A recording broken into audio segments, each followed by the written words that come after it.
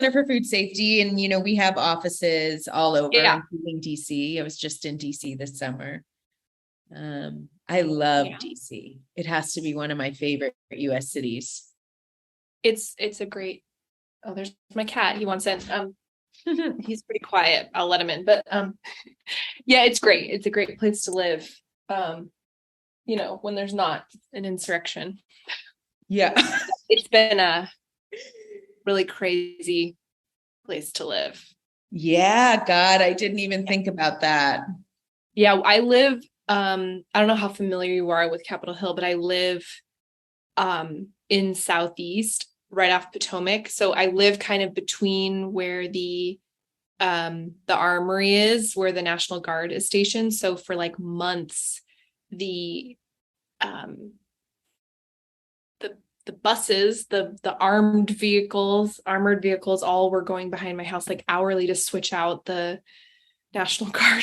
Like it was actually like living in a like militarized zone in a controlled way. Obviously there was not active, stuff happening the whole time, but it was just very weird. Where were you on January 6th?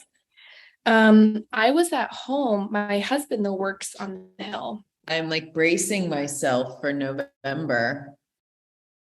Well,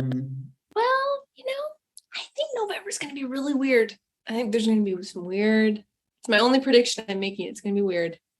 Like I think there's going to be shit's been weird, Helena. So yeah. So I'll tell you a little bit about the podcast, and I'd love to start with infant formula because by the grace of the goddess, I was able to breastfeed, but I used to own a retail store that supported families that were making what at that time, my daughter's 13. So it does, I feel like my early childhood references are a little dated, whatever, natural choices. And had a lactation consultant inside of the store. And so really was up close and personal with like how hard it is for some women to breastfeed and how desperate they were for healthy formula choices and really feeling like there weren't tools in the toolkit. Now my daughter ages out of that period, and like all aspects of motherhood, I sort of had amnesia about it. And then I started hearing these like trickles into my worldview that there was a formula shortage. And I felt like, what a crisis of capitalism, that like we can't support women to breastfeed, but we also can't maintain a healthy supply chain to feed babies. It's such a deep, profound, market-driven paradox. I was really like, just sort of dumbfounded. And I know you sort of started the food fix from this place of wanting to get more clarity around infant formula. Yeah. The infant formula situation has, I feel like, taught us a lot of lessons, right? Like there's the government failure angle and like the slow food safety response. There's the light that it's shown on exactly what you're talking about, like how little support women in the US have to breastfeed if they want to or can. And then that immediately really reminds us how reliant we are, not just as like moms and parents and caregivers, but like as a society, we are reliant on infant formula.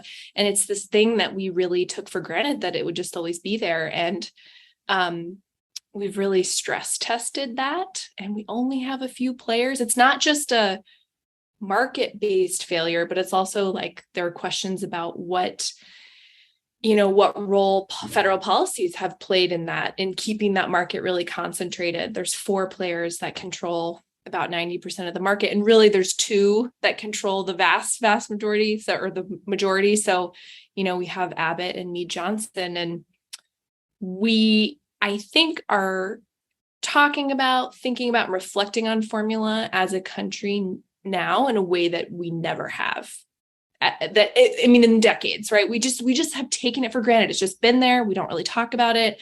And as a food policy reporter, I don't think I've written a single story about infant formula.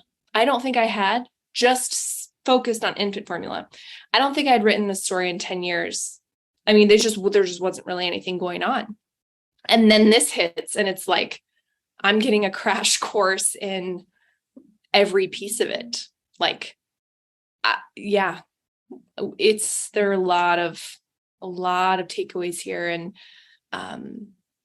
seeing parents get really plugged into this and really upset has been really interesting too. Yeah. I want to take a moment and just sort of like think about that moment where you, as a food policy reporter, I did my PhD in food policy. I think deeply about food systems. I work for the Center for Food Safety. And yet I too have somehow delinked breastfeeding and infant formula from the food industry conversation. And so I'm wondering if you can help me understand how federal policy has helped drive the concentration of the infant formula market. Because we know we're seeing concentration in all aspects of our food supply chain. But like, what does the infant formula supply chain look like? It's a really good question. I think there are a couple of factors at play here. Well, first, I think backing up, you're absolutely right that we don't talk about infant formula as part of like this broader food policy conversation. And I really think that part of that has been kind of two things, like the taking for granted that it'll just always be there. And also, frankly, there is also a lot of bias against formula. And a lot of that has been born out of some a history of questionable marketing tactics. It has been born out of a place where there is legitimate criticism to be had for some of the behavior, but also you end up in a place then where the pendulum can kind of swing so far that parents are ashamed to say they're using formula even when they need it and is absolutely an essential tool for feeding children, and not just children, but also people with special medical needs. Like, formula is used for a lot of different things. So I think there's kind of two things. It's like we took it for granted, and also we have a stigma around it. We really do. And that's also a piece that I've seen kind of talked about more during this shortage. A lot of formula feeding parents have come forward and been like, look, like, we shouldn't have to go through this. It shouldn't be this stressful. We shouldn't have stigma around it. Like, there's lots of reasons people don't or can't breastfeed, chest feed, use human milk, whatever term you're going to use. I mean, there's just a lot of reasons. There's health issues, there's mental health issues, there's lack of paid leave, there's maybe you don't want to, maybe your child has an allergy or some sort of health issue, it just doesn't work. And I mean, there's just so many reasons, and like, you don't have to have a reason, right? Like, people should be able to make those personal choices just like anything, right? Just like how you feed your family. So I just want to jump in really quick and say that I remember when my daughter, breastfeeding was the hardest thing I'd ever done at that. Yeah, it was hard. And I also had a very positive overall experience, and I still think it is way harder than people totally understand. Yeah. And I was like, why did I just take 8 weeks of birthing classes for like one day of my life? And I went in, my mom was like, it's like a plug and a socket. You're just going to put the baby on your boob and you're going to breastfeed. So that's what I thought. Yeah. And it was, when I finished my PhD and everybody's like, I can't believe you did that. I was like, this is nothing compared to breastfeeding. Yeah. That psychobiological sinking that needs to happen for a letdown is like something. Anyway, I mean, I could talk for the next.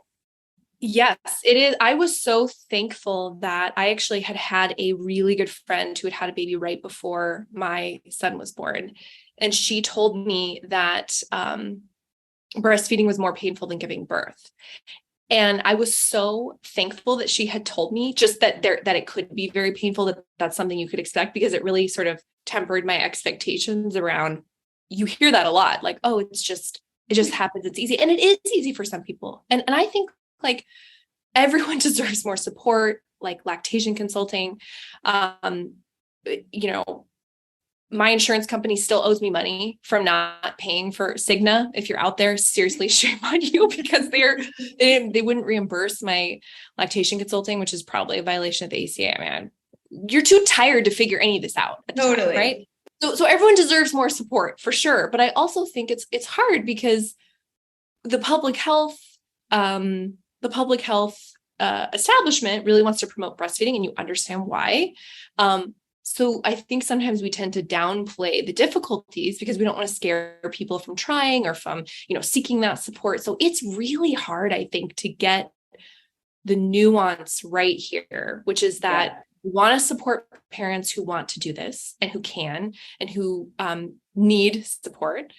But we also don't want it to be something that you do that's at the expense of your mental health or your family's financial health, or maybe it just doesn't work logistically. Like if you're a nurse, it's a lot harder to pump on a 12-hour shift than if you're working at home remotely and you can just like turn your camera off on Zoom. I mean, these are just different scenarios. If you're working 3 shifts at a fast food restaurant, you're logistically at a huge disadvantage to making that work. And I think we need to like talk about that more. So yeah. There's a lot. Oh, I could talk about this all day. Me too. And yet, I mean, it sort of shifts to this moment where you, as a reporter, as a woman, as a mother, start to see a story emerging for you. And what role do you think the media plays in helping to shift the conversation, bring important data into the forefront? I mean, we're at this moment in history where there's, unfortunately, the truth is up for debate. And yet we still need reporters to do the good, hard work of understanding complexity and distilling it in these sort of bite size. So obviously the infant formula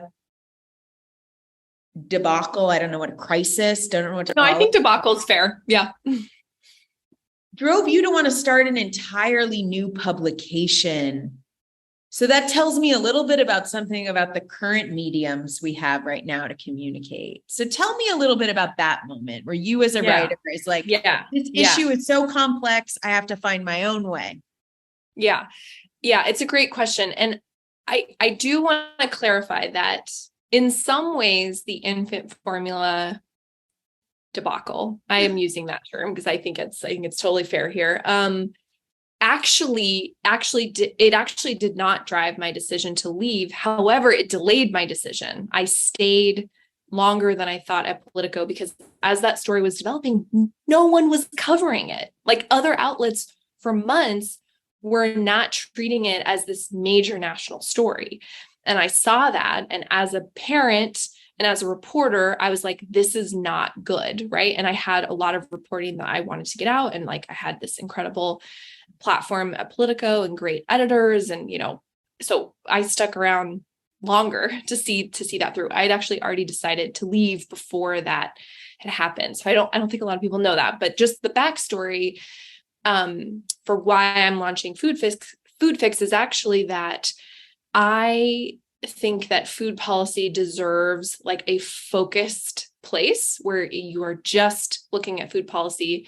And I came to really see this need when I was covering food policy at a more generalist publication that, covers tons of different issues. I think we had like over 100 different newsletters. We had more than 25 or something policy areas. So it's like everything from cybersecurity to health to tech. I mean, all the things, right?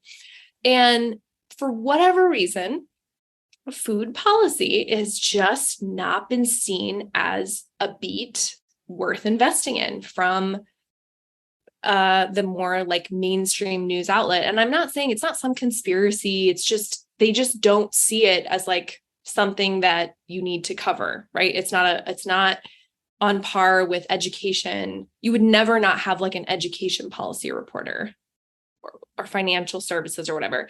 But food is just seen as this niche topic. And it's always struck me as so weird. And obviously I have a bias because I think it's so important. I've spent the last more than decade of my career covering these issues. And so I think it's really important, but it's always puzzled me a little bit just because food is so universal. I mean, we all eat every day. We all have like a lot of opinions about it. We have a lot of culture wrapped up into it. And more so than we do probably like what's going on with like Wall Street or whatever, all these other institutions we would never not cover.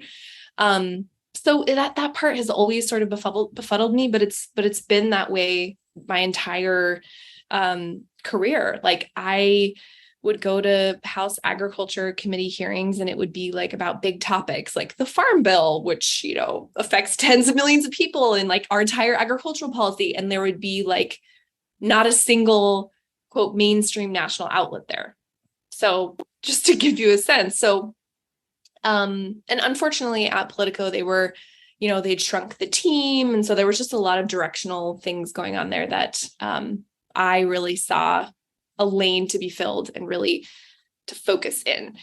And it's been going great. I am not only trying to serve like the folks who work in food policy. So like folks like at your organization, or, if you work in the industry, or if you work for a law firm and you work on these issues, like maybe you're a regulatory attorney, people who work in these issues, they're part of my readership, right? Those are the folks that are more likely to like pay for more like sort of detailed insider coverage where it's not really as probably interesting to a mainstream audience, but then I can take that and I still have a free audience that's, thousands of people at this point, and that's interested consumers, that's parents, that's where nurses are plugging in, that's where a dietitian from a hospital is plugging in, because they might care about the infant formula shortage, or they might be like, I actually really care about dietary guidelines, and like, why aren't we talking about sustainability, or why aren't we telling people to eat less, or whatever their issue is that they're just kind of interested in. I'm hoping that it's a place where really highly interested consumers can also plug in, right? There isn't really a place that's just for that. And I'm finding that there's both, that I can do both audiences.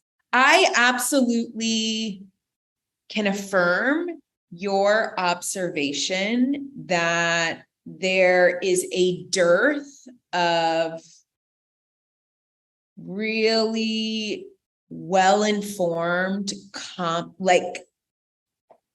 thinkers in the journalistic megasphere that can write about food in all the ways. And part of me feels like that is related to how food has been traditionally sort of relegated as a feminine sphere. And it's like women are interested, that's a women's issue. And I mean, take infant formula, that's like the woman's issue of the woman's issue of the woman's issue. So it's not. Yeah. And so that's my one sense, is that we know that the mediascape is dominated by men, and that men's interest drives, and your field is oftentimes driven by personal interest, and most investigative journalists are men. And I'm thinking that and appreciating your decision to take action around it and create a medium where we can actually start to do that and support the doing of that. And I'm also feeling like the major corporations that benefit from the lack of investigative reporting, there are large corporations that benefit from the fact that nobody's doing the sort of macro storytelling around food. Whether it's around pesticides or failures at the FDA. When journalists decide to take on some of big food, there are real consequences to pay in terms of advertising. and food companies play such a powerful role in advertising. So I'm wondering too, if publications are like, I just don't want to get in the weeds on that. We don't have great business models for sustainable journalism. And like, that is really the soul of the issue, the core of the issue, because, you know, in theory, you would have really strong local news and they would be covering things like if it's pesticide drift or if it's a local fight over, you know, zoning or, fighting, you know, let's say it's like somebody wants to build a CAFO or like whatever it is, like you're also not getting that. And that's because of like failing business models. And I think that's a huge challenge, like for the country generally. It's not just a problem for like food policy, but like all areas. So, and I think investigative journalism in general is so expensive. So that there's just a real hesitation around investing in that because, you know, resources are often scarce. So you cut out a little bit. So I want to reflect back to you what I heard, just so we can summarize it. What I heard is that, you know, part and parcel of the issue we're sort of touching on is the failure for us to find business models around media and journalism that serve the role that media plays in our political system. And one example of that is the loss of real local investigative journalists that can help folks understand what happens when these macro issues touch the ground in their backyard. Yes. Yeah. And generally, the less coverage you have, like just the less accountability you have. And it happens at all levels. It's something I think about a lot. I think it's a huge problem. Yeah. So let's go back. Like, did you want to be an investigative journalist your whole life? Like, when did this, I mean, talk about a thankless career in this moment in time when journalists are getting attacked for trying to do the good work of letting us know what's happening in our backyard. What was your journey into journalism?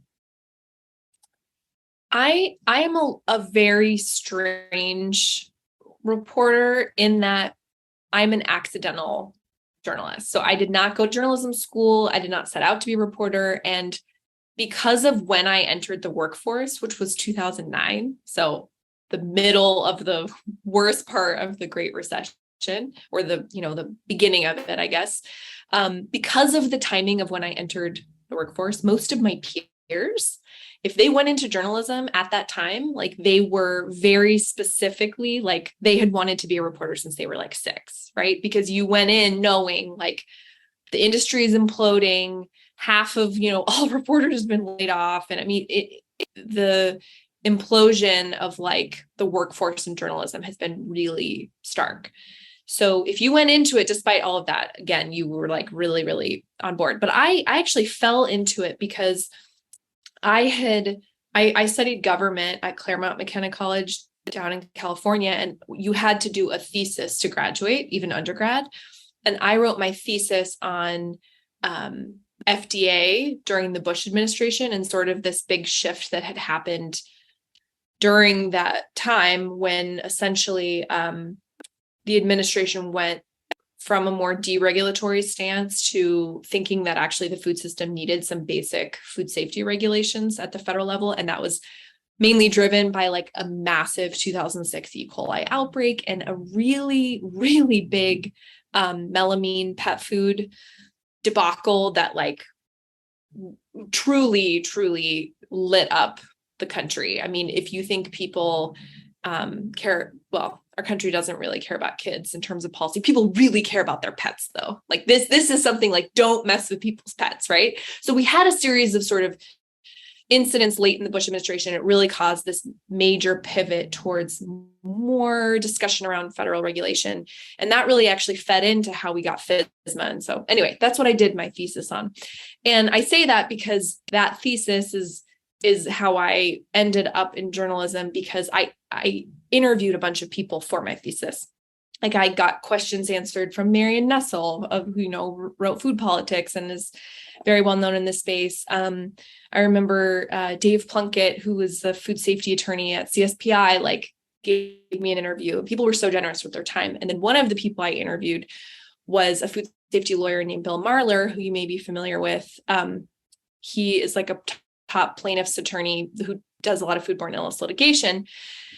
And his firm is from Seattle, is based in Seattle, Marler Clark, and I'm from Seattle. So when I interviewed him for my thesis, I was like, I didn't know you could be in food law. Like, I don't know what I want to do with my life. Like, can I come shadow you? Or I don't remember exactly how it went down, but he was like, sure, like call me when you graduate. So I ended up interning at that food law firm over the summer.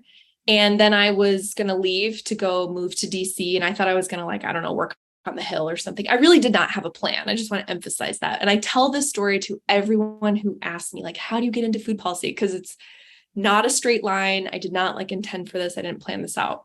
So I'm going to move to DC at the end of the summer, have it all planned out. And then I found out that the law firm was actually launching a spin-off publication called Food Safety News. And the reason that was being launched is because Bill Marler, the lawyer who ran that law firm, so many of the reporters that he was used to talking to about food safety and these other issues or health issues had been laid off. And he was like, wait a minute, who's going to cover this stuff, right? Like, who am I going to read?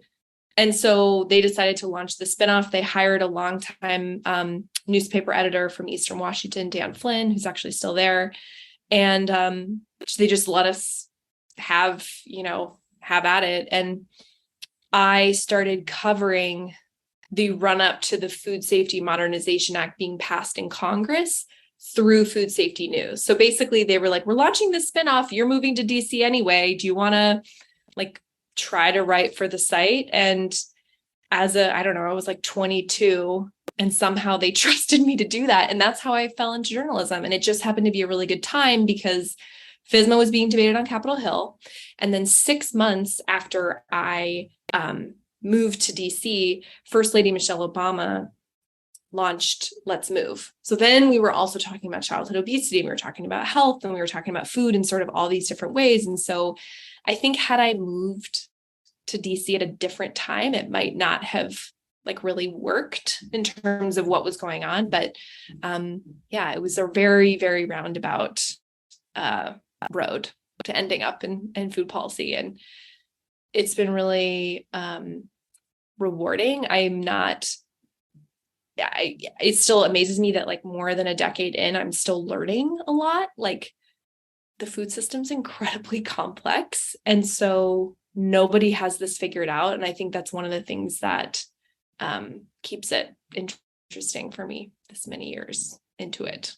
So something that's come up throughout our interviews for the podcast is this recognition of the role that college plays in the formation of activist identities and worldviews. And I'm also a liberal arts educated woman. And I'm wondering, those of us who have liberal arts degrees generally also have meandering career paths because we, at least back in the early aughts, were not given career advice. I mean, I was a women's studies and economics major, and I remember my dad was horrified. But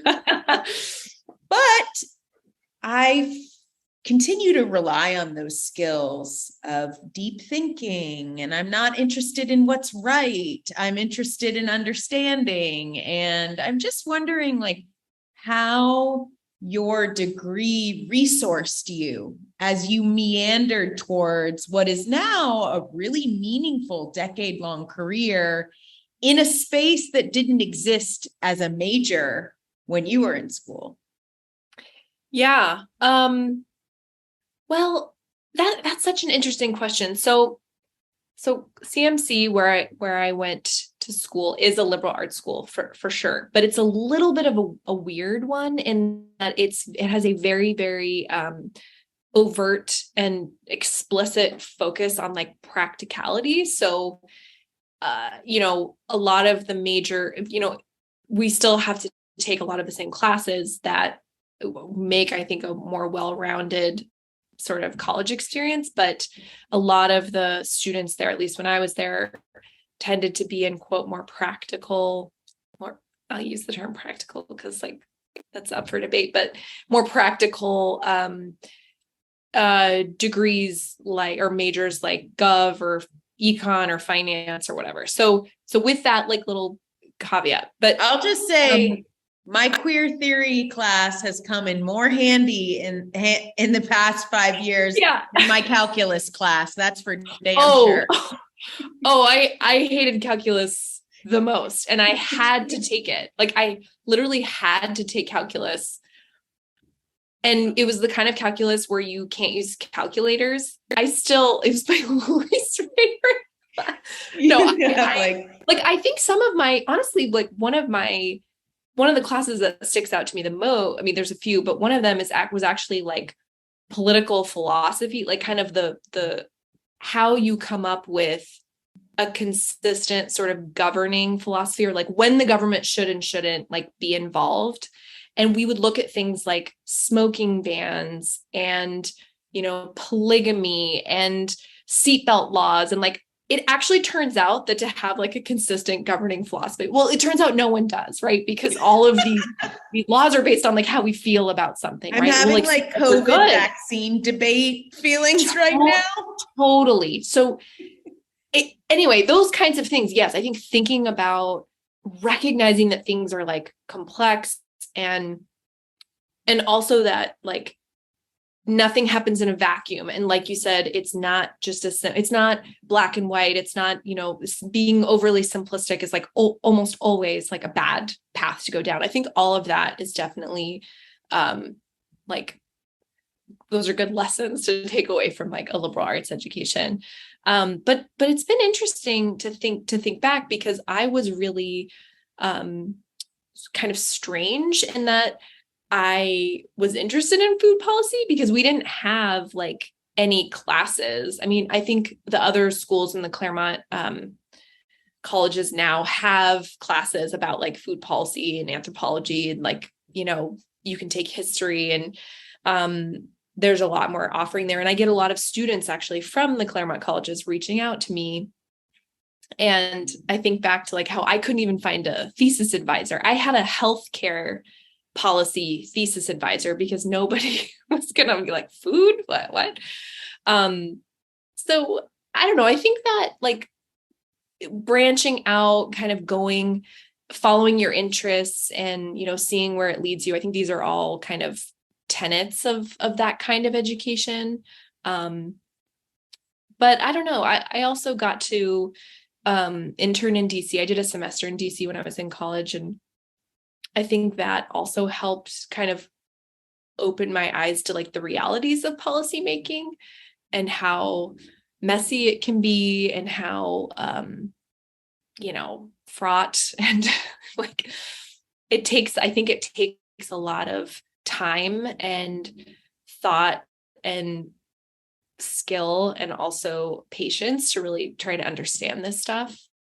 And oversimplifying it is not gonna get you far. I mean, so that's interesting. I haven't really thought about like how that played a role, but I think what an illustrative moment in your own biography that you work for an attorney who litigates on food safety issues on behalf of the people.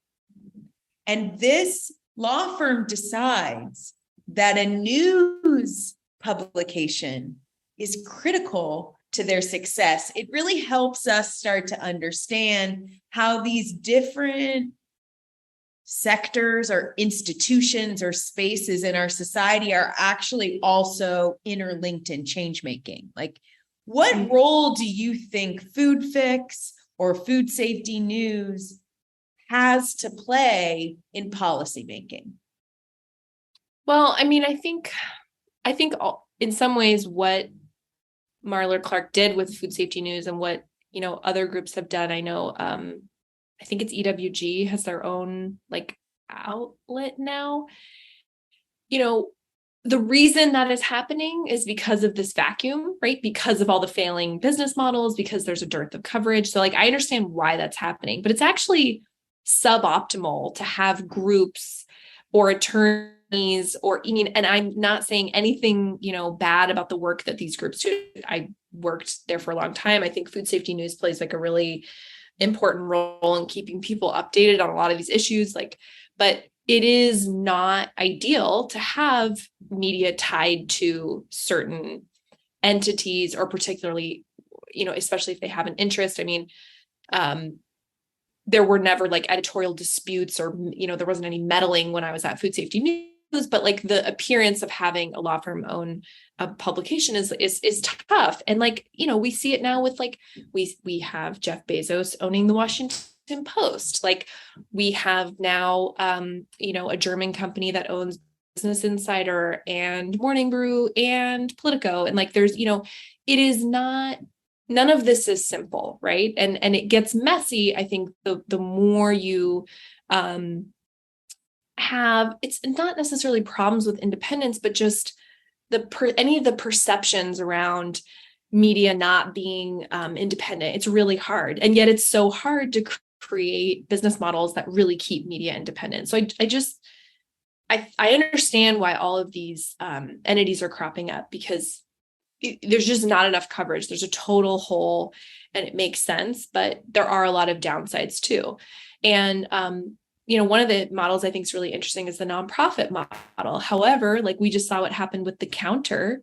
They couldn't sustain. And I don't know if it's that they didn't have enough diversity in their, in the donors that they had. It sounds like that was the case. I mean, that's also problematic. And also, who were the donors, right? So this media is such a weird sector in that it has to have a business model to survive, right? You can't just do this out of the goodness of your own heart. It's like anything, you have to have the resources to do it, but you also need it to be independent.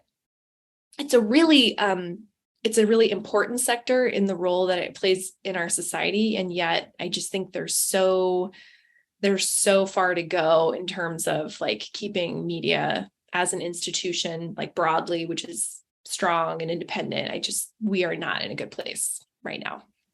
Sharon that Lerner answers your question, but no, I mean, these are just really important musings for our listeners, who come to this podcast wondering how does change happen? Do I need to have hope? And I feel like we're not doing enough to understand the complex landscape of journalism and how it links into social change. And some people think of social change like policy change.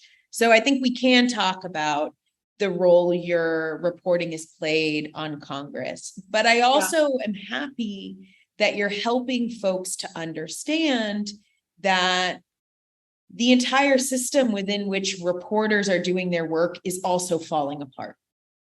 And Sharon Lerner, for example, who was in season 1, talked about everything it took for her to be able to do the investigative reporting she did on toxics at The Intercept.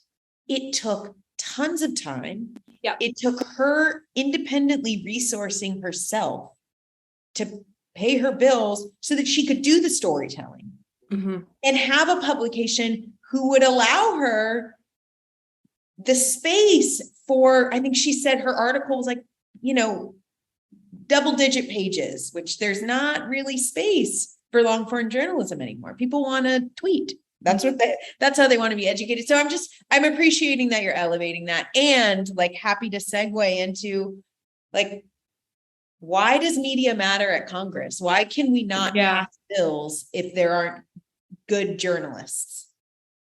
Yeah, I mean, I do think that the basic accountability function is huge. We actually just recently saw FDA release a after action report on how they handled the infant formula situation, and I just skimmed the document before I hopped on with you, and it's extremely vague, right? But I'll have more analysis to come on that. But that document, that reflection that FDA is having on its handling of this, was largely driven by my reporting and others saying, like, look, here's the timeline, right? This was a 5-month timeline from when, infants started reporting being hospitalized to when this was recalled, and then all of the aftermath. I mean, there was a lot of missed signals. There was a lot of delay that has still not been fully explained. And we wouldn't know that if it were not for the media. Like, we would have just had a government agency say, this is a recall. And, we just wouldn't have had, I think, as much of the detail. We wouldn't have had,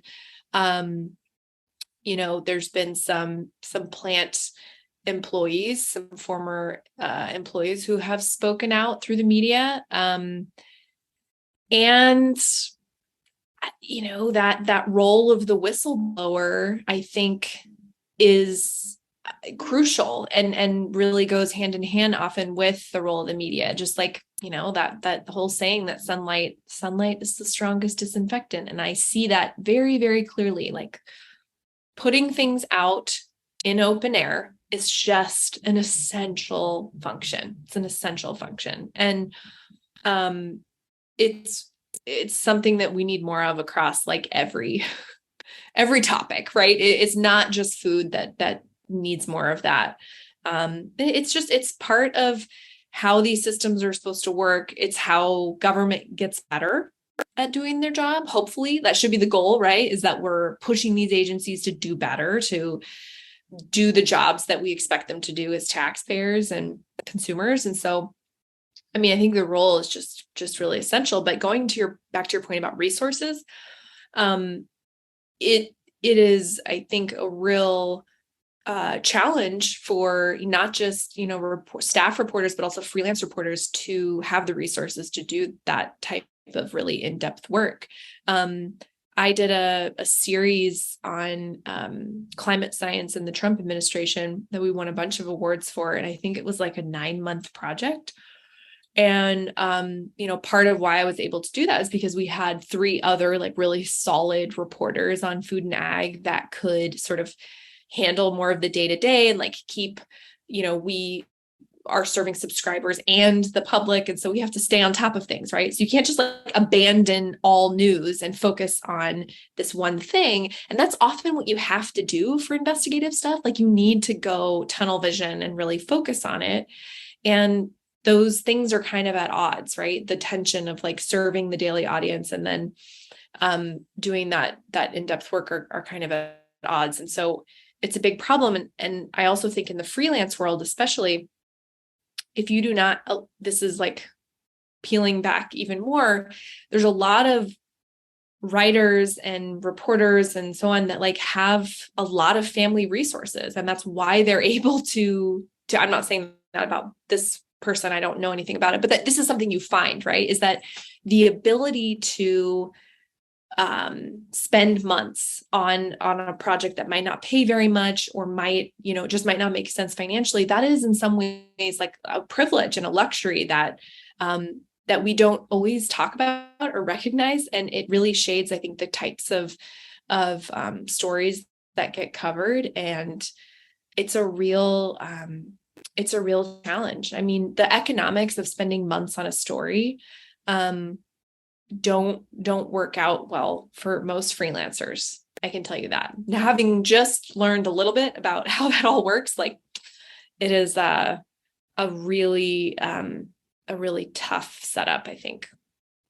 Can we talk a little bit about the investigative process? Like, tell me a little bit about, like, what you did to kind of go into the infant formula debacle, we're calling it, the agreed upon term, and really understand what was going on and the process of rendering all of that into a form that you can communicate to the world.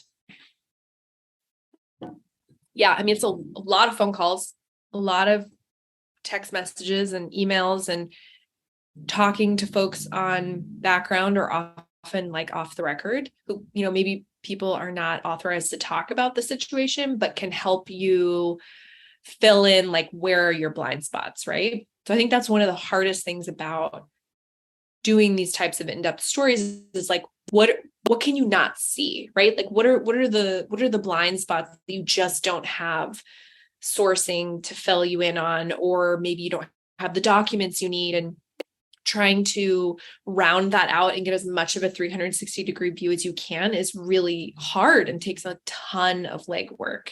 In the infant formula situation, it was a lot of, tracking people down who I knew would have some insight. And that's also one of the benefits of being focused on an issue for a long time, is like, I kind of know who to call at this point. But still, it was difficult because infant formula is so concentrated. There aren't that many people in that world. And for sure, there aren't that many people that focus on like infant formula, like food safety. It's just a very, very small, it's like a niche within a niche, right? But just happens to be very, very important.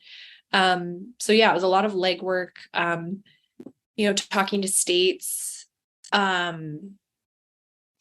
filling in the holes however you can. And with that story too, and going back to issues kind of being seen as like a woman's issue, or like a I don't know, just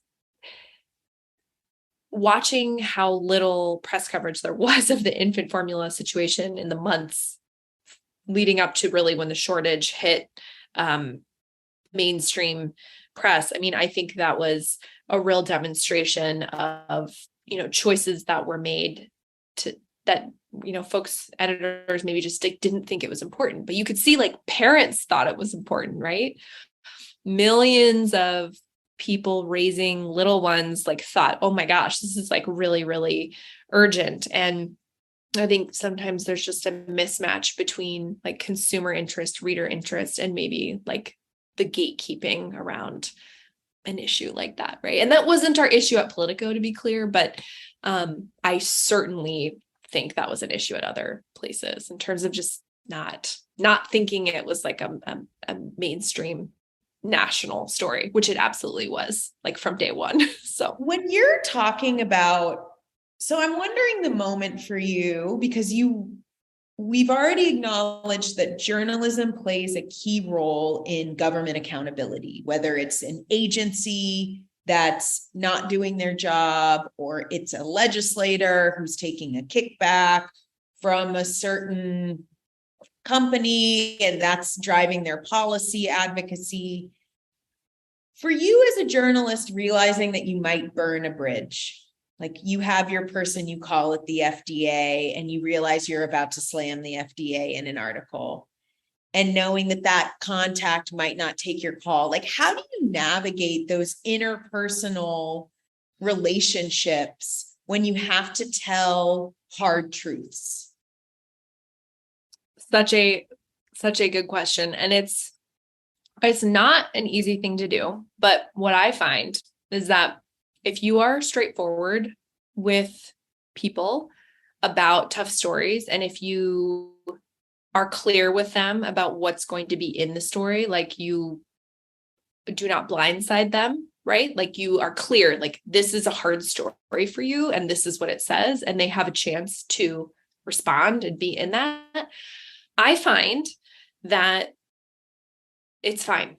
Like they might hate the story. They might really hate the story, but like week goes by, 2 weeks go by, they're talking to you again. It's okay. But it's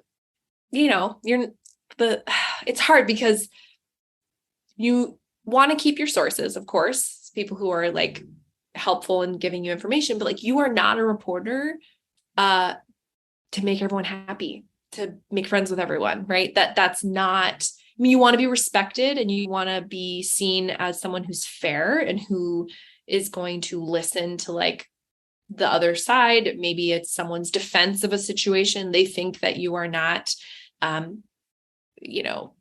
maybe think that the story is like unfair to them, and you make sure to get in their perspective. Like, this is what they argue. This is their defense here. And that's important. And I think that's one of the key differences between journalism and advocacy is like, when you're in advocacy, like, you do not have to care at all about, and that's like a different role. I'm not saying there's not a very important role for that, but it's just different, right?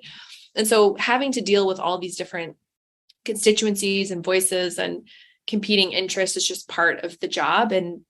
But my personal experience is, if you are straightforward with people and you are honest about what's coming, even when they're going to hate it, folks generally understand that that's you doing your job. Doesn't mean they might not yell at you or, say they hate a headline or push back a little bit, but that's just all part of that's just comes with the job, comes with the territory. How has your work shifted post-Trump? I mean, never before have we had a president squarely aim his power as a kind of like discourse setter on media and journalism. And I can imagine that working as an investigative journalist in these times feels different. Like, can you talk a little bit about the transition through the Trump administration and like how your feelings about your work has changed?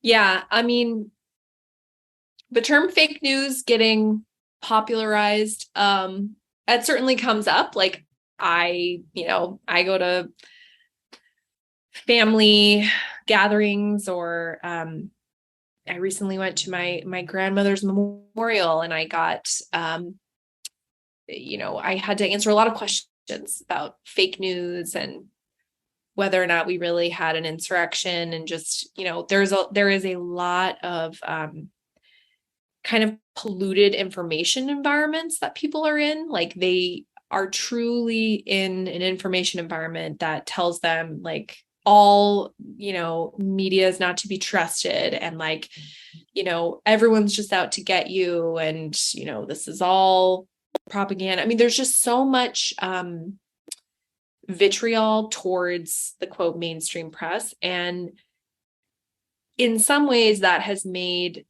things more they just certainly made things more toxic. There's no question about that. Like, I would go to particularly rural communities, you just have a lot more questions about who you are, why you're there. There's just a lot more guardedness. But I actually think that a lot of that is driven by the collapse of local media. And I think the mistrust goes way further back than former President Trump.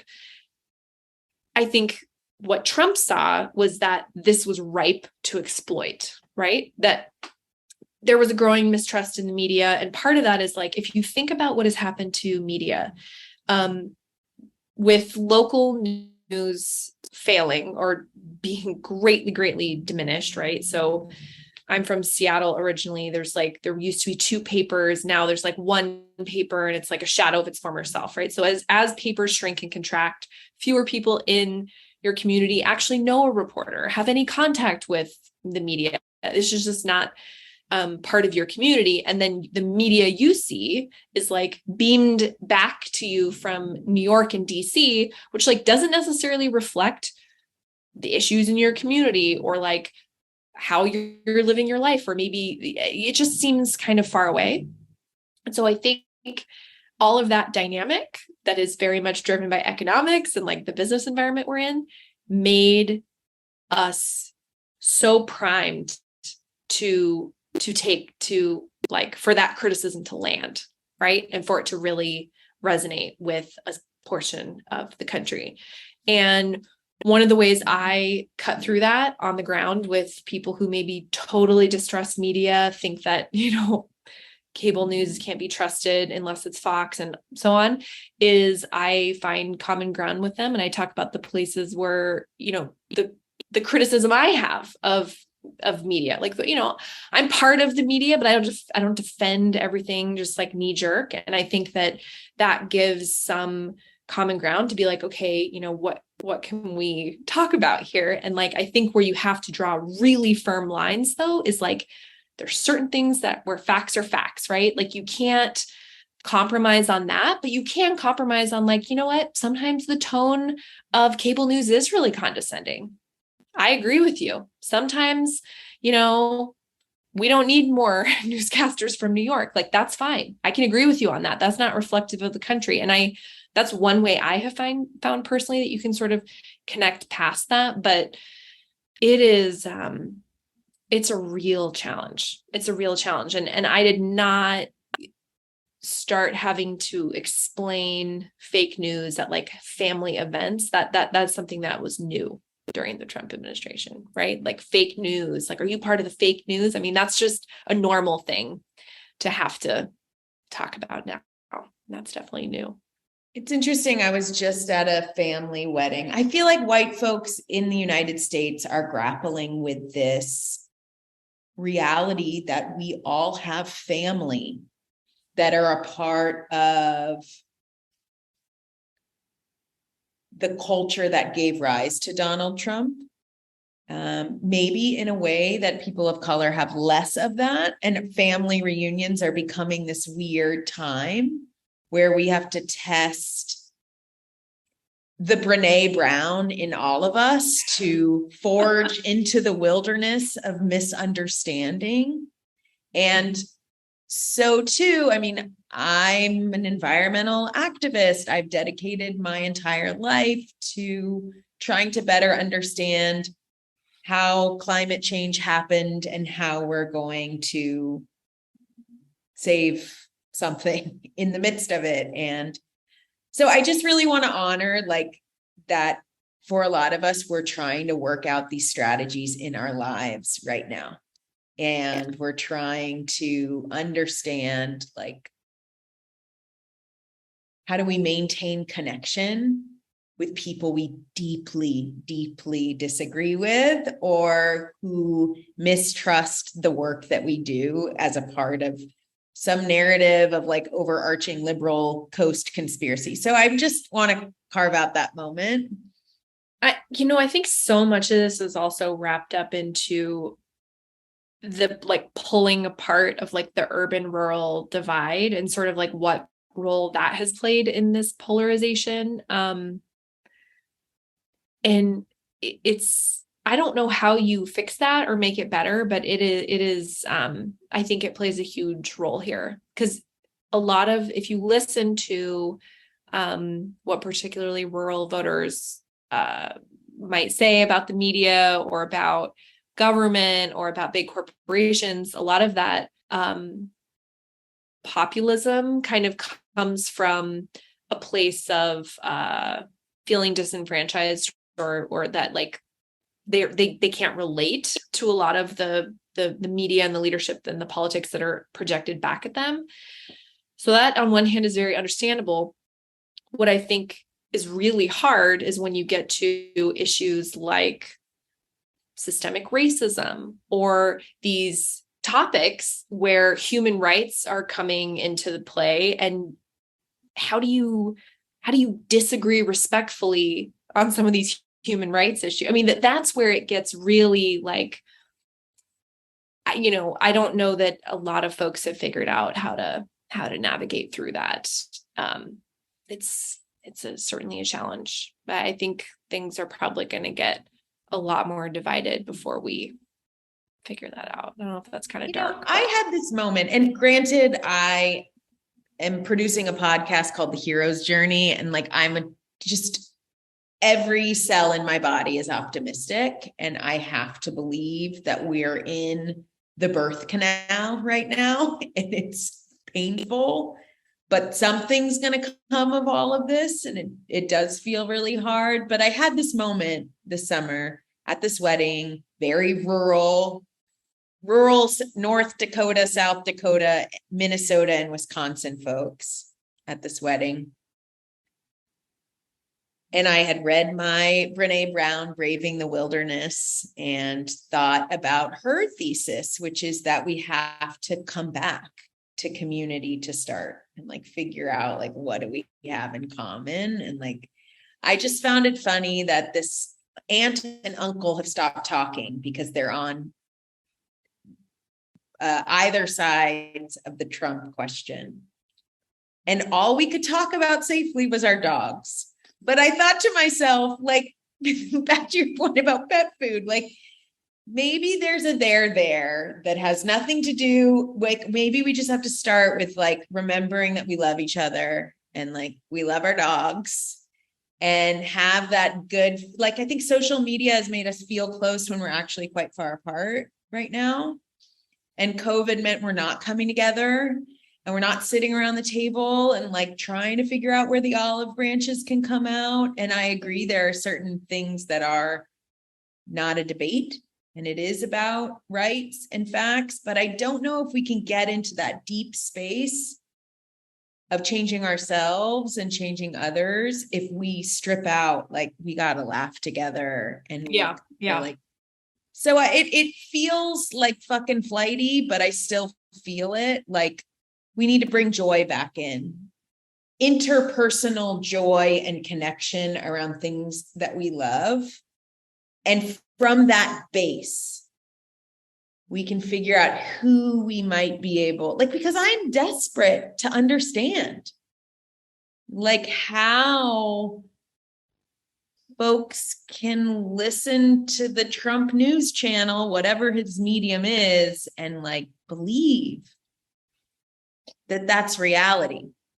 I think it's one of those things too, where if you think about a time when you changed your mind about something, or if you changed your preconceived notion about someone or some type of person, thinking about what that was like, it's usually like spending time with them or talking directly to them, or having lunch with someone. You were like, wow, I've never actually had a long conversation with someone who held these views. I actually think that's really, really important, even when you can't in any way compromise on the things we were just talking about.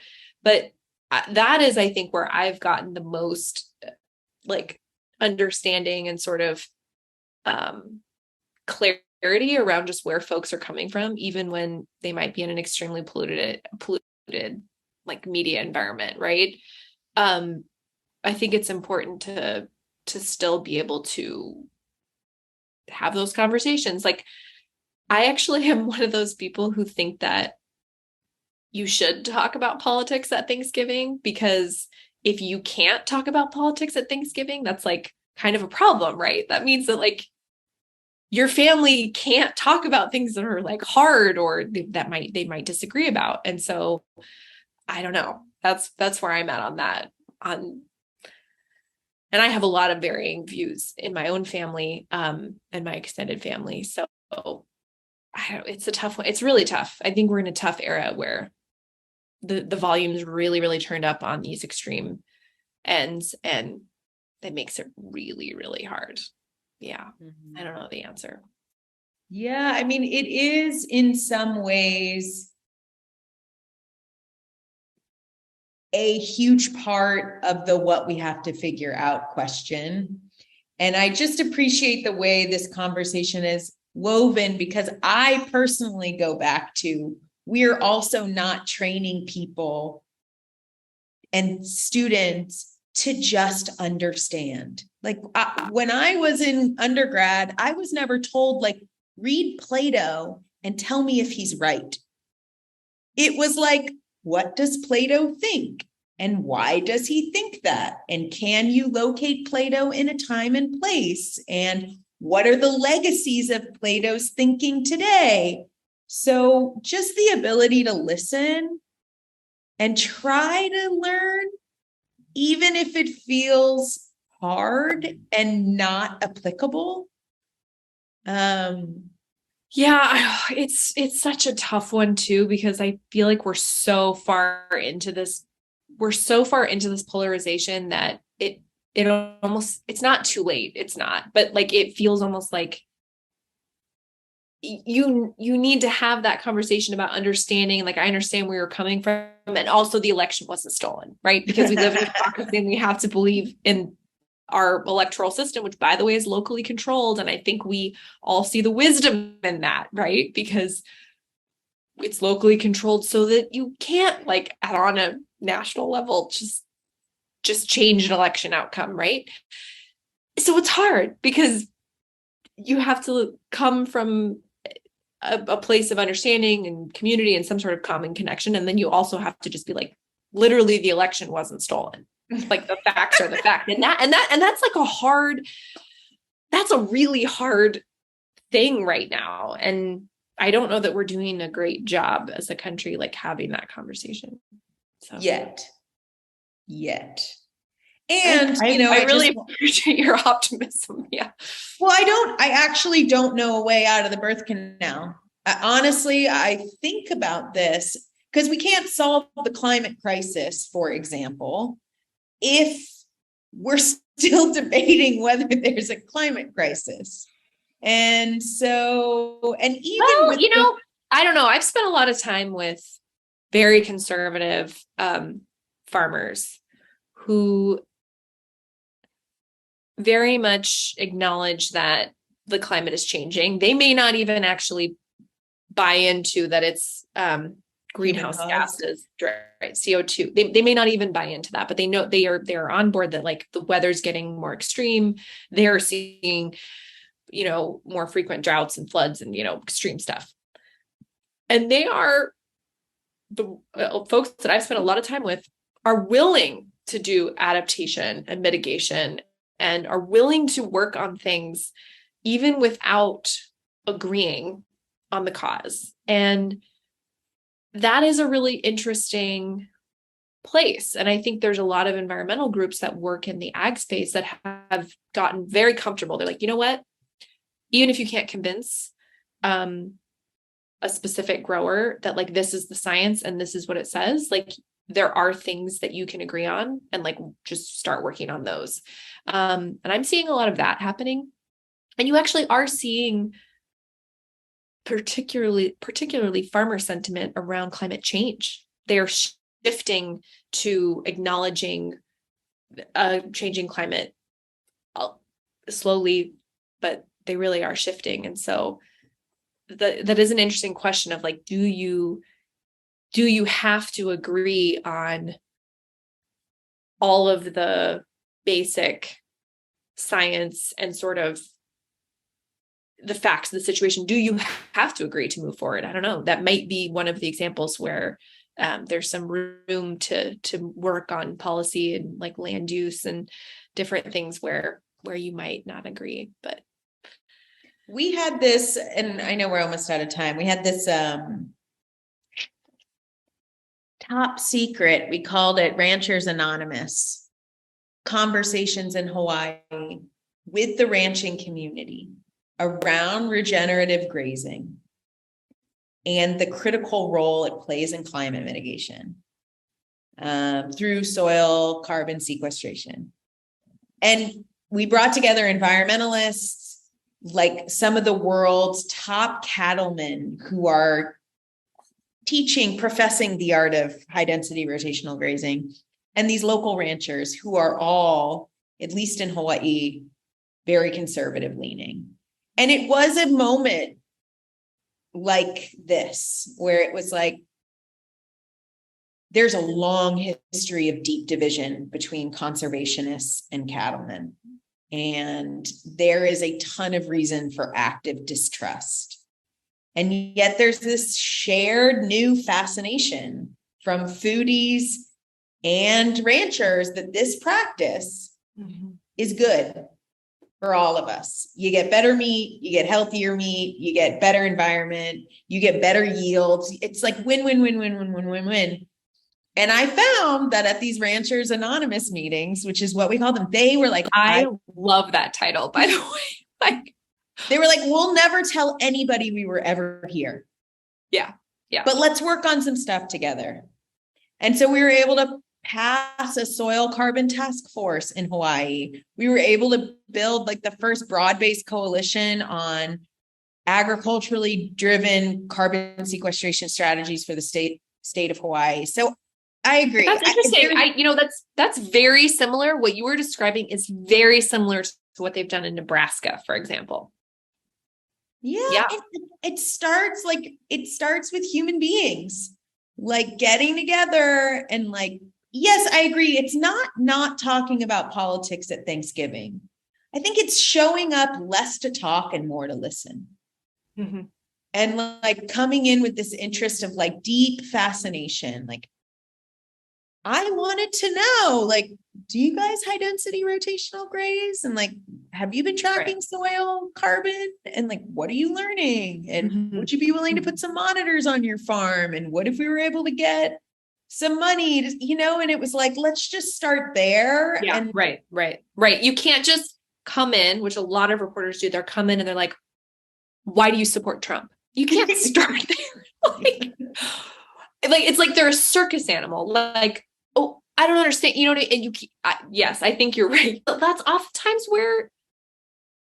where folks want to start. You can't start there. In my experience.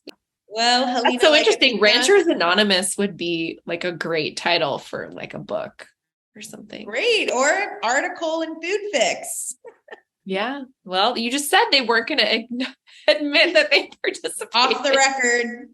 I mean, again, I do believe that in this depraved media landscape, and it's part of the reason why we started this podcast and we think this storytelling is so important, is we're only talking about division and we're only featuring extremes. And like, there needs to be more stories around like how people are learning, how people are winning, how they're changing their strategies, how they got to where they're going, so that we have more perceptions of the possible. And certainly there are a lot of people who don't understand how critical the role that media plays in all of this work. So I just really appreciate your ability to shine light on that in this conversation around your work, because I think as a collective, we need to figure out how to invest more in a robustly diverse media, whatever that looks like, whether it's a nonprofit model or it's a pay to read, like we got to figure it out. And there are some really interesting models cropping up. The 19th News is really interesting, based out of Texas. But it's got to be broad-based. Whatever it is, it has to be very broad-based. It has to have that, I think, at its core. But I think there is definitely a bias in media towards the negative, right? It's towards conflict. It's towards, what is the new clash? What is the new fight? That is definitely a focus, right? And so I think it is true that a lot of the like good news stories, a lot of the feel good, a lot of the places where people are working together are not covered. And I think there probably is a lot more optimism to be had in those stories, right? Because we have study after study after study that shows the more you consume media, the more anxious you are, the more physical stress symptoms you have. I mean, this is very well documented. So it's also a plug to anyone who is, spending too much time scrolling Twitter at night. Like, take the app off your phone. Find times to be completely offline. So important. And I say that as someone who has to be online a fair amount for their job. So finding sanity amid all of this is really important. That's a positive note to end there on. You are. Yeah, I think that's a great note to end on. I really appreciate your time today amidst all the home parenting chaos that we're both within.